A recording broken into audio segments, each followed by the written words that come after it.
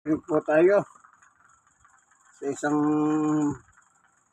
vlogger na mahayos, matino sa kanyang pagpapaliwanag sa desisyon ng korte tungkol sa bato. Yung mga pabor, hindi pabor at saka abstain. Maganda po yun. Matututo tayo. Kumakain ako eh. Okay lang ano? At least matututo tayo. Malaman natin yung mga nangyayari. Nako, ang daming nagagalit na mga Duterte supporter ngayon dito po sa Korte Suprema. Pero kung babalikan po natin ang nakaraang taon, nung pumabor ang desisyon ng Korte Suprema kay Sara Duterte kaugnay ng impeachment complaint na kinakaharap po nito, puring-puri nila ang Korte Suprema. Talagang bravo, palakpakan ang mga DDS. Alam nyo mga tol kung anong akusasyon nila ngayon dito sa mga miyembro ng Korte Suprema, partikular yung bumoto para i-deny yung TRO ni Senator Bato de la Rosa. Nabigyan daw po ng maleta. Talaga nga naman, oh.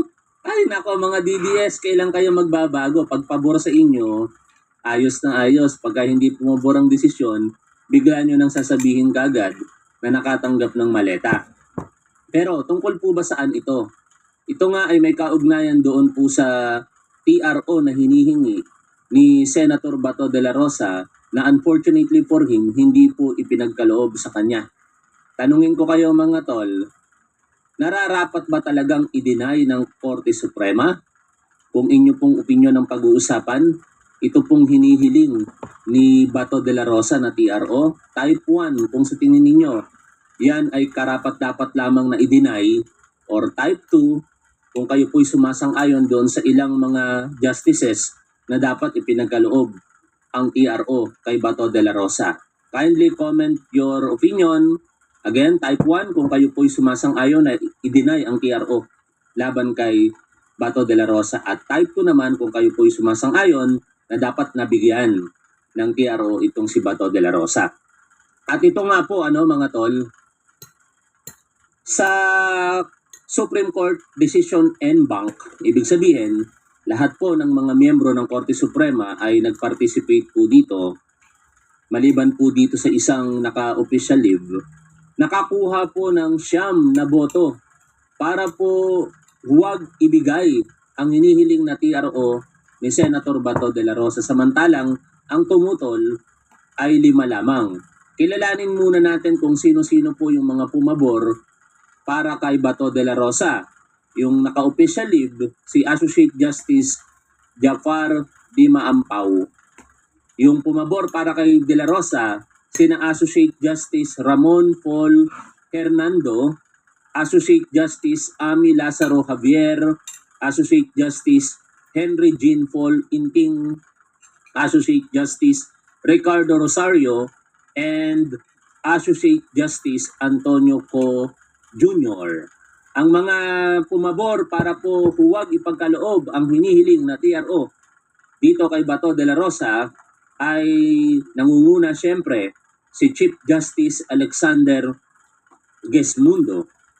Nandiyan sina Associate Justices Joseph Lopez, Senior Associate Justice Marvic Leonen, Justice Jose Maidas Marquez, Justice Benjamin Kagiwa, Associate Justice Maria Filomena Singh, Associate Justice Rodil Salameda, Associate Justice Raul Villanueva, and Associate Justice Samuel Gaerlan.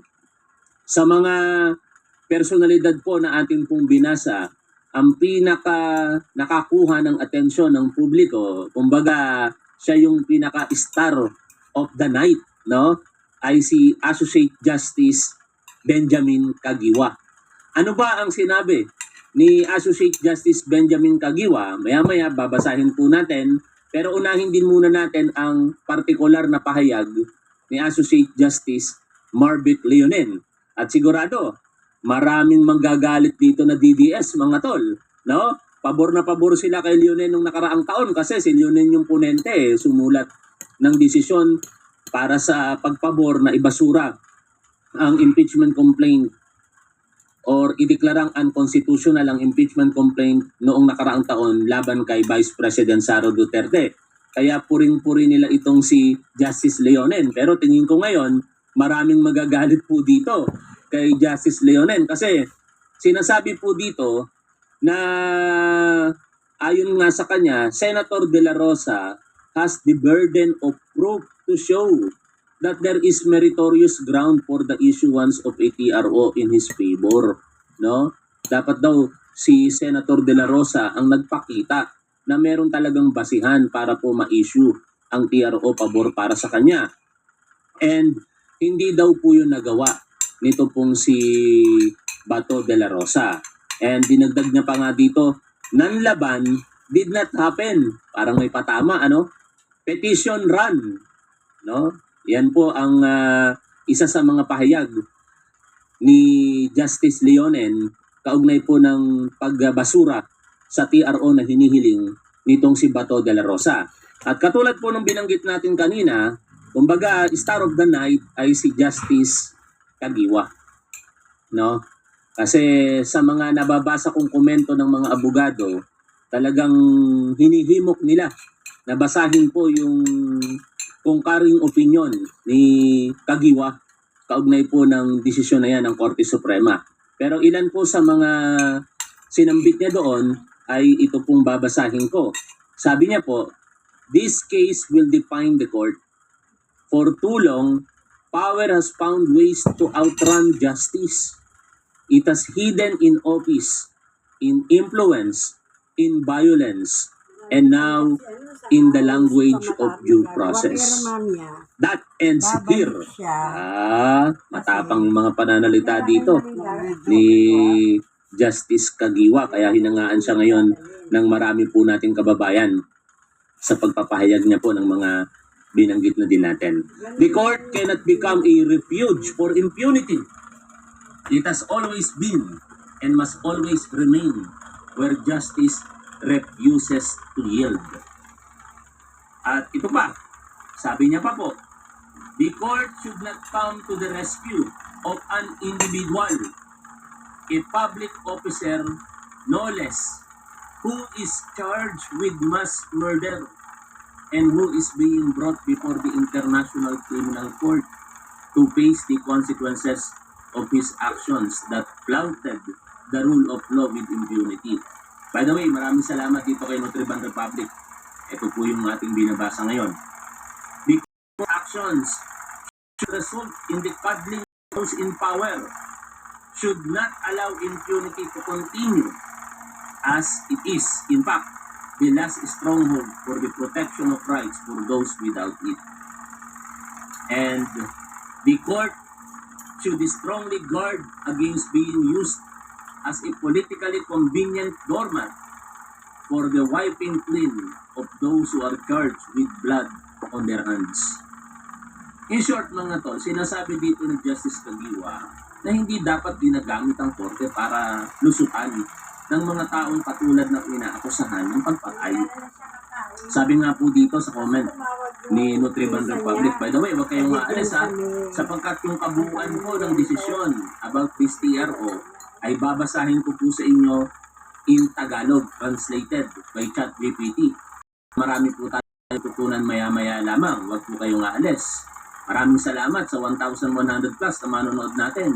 Baka naman, huwag niyong kakalimutang mag-subscribe mga tol. At naka-like na ba kayo? Dito stream mga tol. No? Mag-comment naman po kayo ng like kung na po kayo. Maraming salamat. Para makita naman natin kung sino yung mga nagla-like. Basahin ko po yung panulat ni Nutriban Republic. May mga linyang hindi lang legal opinion minsan, parang hatol ng kasaysayan. Sa concurring opinion ni Supreme Court Justice Alfredo Benjamin Kagiwa, malinaw ang mensahe. Ang Korte Suprema ay hindi dapat maging kanlungan ng makapangyarihang tao na hinaharap sa proseso ng pananagutan. And worse, mass murder ang akusasyon po dito ha. Hindi pa ito final ruling. Maraming salamat sa mga nagla-like ha. Sa buong issue o sa buong ICC issue. Ang pinag-usapan dito ay ang TRO request ni Senator Bato de la Rosa. Ang hiling na pansamantalang pigilan ang anumang hakbang laban sa kanya habang pending pa ang main case. Pero ang punto ni Justice Kagiwa mas malalim kaysa technicality. Ang due process, hindi lang para sa akusado, para rin ito sa mga biktima, para rin ito sa mga pamilyang halos isang dekada nang naghihintay ng hustisya. Napakatagal na, no? Pero inyo, yung iba nga hindi lamang halos isang dekada kasi ang coverage po niyan pang 2011 eh. Kung tayo nga po miyembro lang ng ICC noon pa, malamang sa malamang 90s pa lamang kasama na yon. Ang due process ay hindi lang para sa akusado, para rin ito sa mga biktima. Para rin ito sa mga pamilyang halos isang dekada nang naghihintay ng hustisya. Para rin ito sa mga taong walang bodyguards, walang Senate Protective Custody, walang access sa pinakamahal na abogado, at walang political machinery para gawing shield ang batas. Kapag ordinaryong Pilipino ang hinuhuli, mabilis ang kamay ng Estado. Pero kapag makapangyarihan ang tinatawag ng pananagutan, biglang magiging sermon ang due process, biglang magiging sanctuary ang institusyon, biglang nagiging malambot ang sistema. At nakalulungkot po talaga yon mga tol. Pero ang katotohanan kasi, wala namang problema sa batas eh. Ang problema talaga sa kakayahan po ng bawat Pilipino. Siyempre, basic. Kapag ka may pera ka, makakakuha ka ng mga magagaling na abogado at magagamit yung batas na dapat equally na i-enjoy po natin. Iyan ang masakit, sabi po ni Nutriban Republic. Hindi sinasabi ng opinyon na guilty na si Bato. Ang sinasabi nito, hindi pwedeng gawing panic room ang Supreme Court para pigilan ang proseso ng accountability. Lalo na kung ang mga pamilyang naiwan ng drug war ay matagal nang naghahanap ng korte na makikinig sa kanila. Ang korte sa pinakamabigat nitong sandali ay hindi dapat maging basahan ng mga makapangyarihan para punasan ang dugo sa kanilang mga kamay. Dahil kung ang batas ay mabilis sa mahirap pero maingat sa makapangyarihan, hindi iyon rule of law. Iyon ay privilege na nakasuot ng legal language. Salamat sa panulat ni Nutriban Republic. Pero ito na ang pinakamahalaga mga tol. Na huwag kayong aalis sapagkat maraming tamad po sa ating magbasa. In fact, ako'y tamad na tamad magbasa. Na gusto ko sana nakikinig lang ako. Kasi lang, minarapat ko na po itong basahin at ipatranslate na rin sa Tagalog para ma-share ko din po sa inyo kung ano po ba ang nangyari dito po sa pagbasura ng TRO sa piling na ito ni Bato de la Rosa. Kung kayo po ay natutuwa dito sa topic natin ngayon, sana wag po kayong umalis. Samahan niyo po tayo hanggang sa matapos ang ating programa maya-maya lamang. At ito na nga po, GR number 278747. Rodrigo Roa Duterte and Senator Ronald de la Rosa versus Honorable Lucas Bersamin et al. Pag sinabing et al, may mga kasama. No, sino ang mga kasama? Babasahin ko po isa-isa. Sila, siyempre, nangunguna si Lucas Bersamin, kanyang kapasidad bilang Executive Secretary. Medyo lakihan nga natin mga tol para hindi ako mahirapang magbasa. Malabo na rin naman ako. Yan.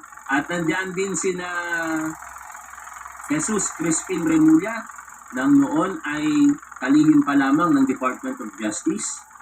Si Secretary John B. Remulla ng DILG. Si Retired General Romel Marbil nang siya po ay Chief PNP pa noong mga panahon iyon.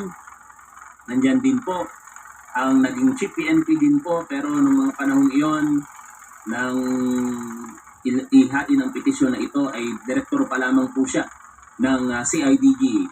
Siya po ay si Nicolas Torre III na ngayon ay MMDA General Manager sa kanyang at si Norman Tangsingco sa kanyang kapasidad bilang Commissioner ng Bureau of Immigration, si Honorable Enrique Manalo bilang kalihim ng Foreign Affairs or Ugnayang Panlabas at si General Romeo S. Browner Jr. bilang Chief of Staff ng ating Armed Forces of the Philippines. Ituloy ko na po yung pagbasa mga tol.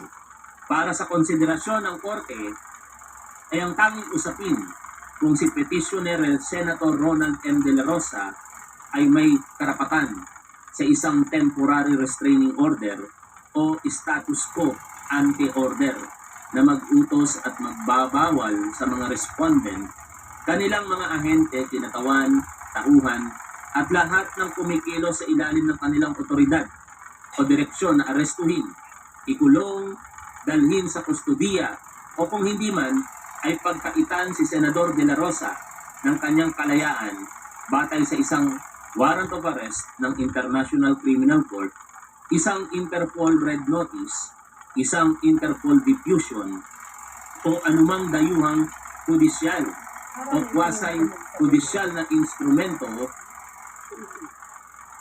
nang walang utos mula sa hukuman ng Pilipinas. Yan talaga yung naratibo nila, no? Hindi nila kinikilala kasi wala daw pong warrant of arrest mula po dito sa Pilipinas. Pero hindi pa po yan dinidesisyonan ng Korte Suprema. Ito po ay tungkol lamang sa TRO para sa kalinawan po nating lahat. Ang resolusyong ito ay nakatuon lamang sa pansamantalang lunas o provisional remedy na hinihiling ni Senador De La Rosa habang hinihintay ang pagresolba sa pangunahing petisyon. Mga naunang pangyayari or antecedents. Noong May 13, siyempre di na ipakita yun. Ang TRO ay ibinibigay lamang kung ang usapin ay may matinding pagkakaapurahan na magre-resulta sa malubha at hindi na maibabalik na pinsala maliban kung ito ay agad na mailalabas. May pasanin ng patunay si Senador De La Rosa o yung burden of proof upang ipakita na may makatwirang batayan para sa paglalabas ng TRO pabor sa kanya. Ayon sa Korte, nabigo siyang patunayan ito. Sino may kasalanan? Mga abogado ni Bato De La Rosa. Palpak sila, ganun lang simple yun. Hindi, wala rin naman kasi magagawa mga talang abogado kung talagang ito ang patotohanan. No, paano mo papabulaanan sa pinakahulingan na siya'y tumako sa Senado? Di ba? Paano mo pabubulaanan yun? Okay, tuloy ko po yung binabasa natin dito. Una, sa kasong Sumipro Corporation versus Spouses Serenio, sinabi ng Korte na bagamat hindi kailangang ganap na mapatunayan ng right in S, kinakailangan pa rin na ito ay hindi pinagtatalunan. Ang writ o preliminary injunction bilang isang pambihira at natatagong remedyo ay dapat lamang ibigay kung may aktwal at umiiral na mahalagang karapatan na nangangailangan ng proteksyon ng hukuman. Ang karapatang mapoprotektahan sa pamamagitan ng injunction ay dapat malinaw na nakabatay sa batas o maaaring ipatupad bilang usapin ng batas. Maraming salamat sa mga nananatili sa ating programa. Like po tayo mga tol at huwag niyo po sanang kalilimutang mag-subscribe. Naka-like na ba kayo? Type 1 naman. Kung naka-like na kayo, tingnan natin kung nakikinig din kayo. Type 1, kung naka-like po kayo, maraming salamat. Ang injunction ay hindi remedyo upang protektahan ang isang karapatang hindi pa umiiral. Salamat sa mga nagta-type 1 po dyan. Abstrakto, hinaharap pa lamang o maaari pang hindi mangyari. Kapag ang inaangking karapatan ng nagrereklamo ay pinagkakalunan o may pagdududa, wala siyang malinaw na legal na karapatan. At sa makatuwid, hindi angkop ang injunction. Hindi kinakailangan lubusang mapatunayan agad ang inaangking karapatan. Ngunit dapat maipakita man lang na umiiral ito at hindi sinasalungat ng anumang mahalagang hamon o kontradiksyon. Sa kasong ito, iginiit ni Senador De La Rosa na ang banta ng pagpapatupad ng ICC warrant ay naglalagay sa panganib ng kanyang mga karapatang konstitusyonal. Una, sa kalayaan laban sa hindi makatwirang paghahalugog at pagsamsam o or unreasonable seizure. Due process, karapatang hindi isuko, ilipat, o alisin mula sa teritoryo ng Pilipinas. At ikalima, epektibong pagganap ng mga tungkuling lehislatibo. Ngunit, sinabi ng Korte na ang unang tatlong karapatan ay mga pangunahing karapatan, subalit ang ika-4 at ika-5 ay questionable. Dagdag pa rito, ang karapatan sa kalayaan ay hindi ganap o absolute. Ang pagdakip o pagsamsam ay hindi labag sa batas kung ito ay isinasagawa alinsunod sa utos ng hukuman na may wastong jurisdiksyon. Ang karapatan sa due process ay natutupad kapag ang proseso o pamamaraan ay sumusunod sa batas ng bansa. Ayon pa sa Korte, ang inaangking karapatan ni Senador De La Rosa laban sa labag sa batas na pag-aresto ay nakasalalay muna sa magiging pasya ng Korte sa mga sumusunod na ay warrant of arrest matapos umatras ang Pilipinas mula sa Rome Statute.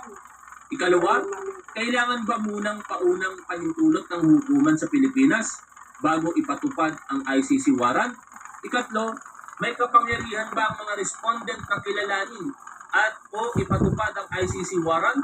Ika-4, ano ang kahulugan ng Section 17 ng Republic Act No. 9851? Ika-5, pinapayagan ba ng nasabing probisyon ng terminong surrender? At ika-6, ang aplikasyon ng fugitive disentitlement doctrine. Dahil dito, sinabi ng Korte na ang mga inaangking karapatan ni Senador De La Rosa ay nakadepende pa sa magiging resolusyon ng Korte sa mga nabanggit na usapin.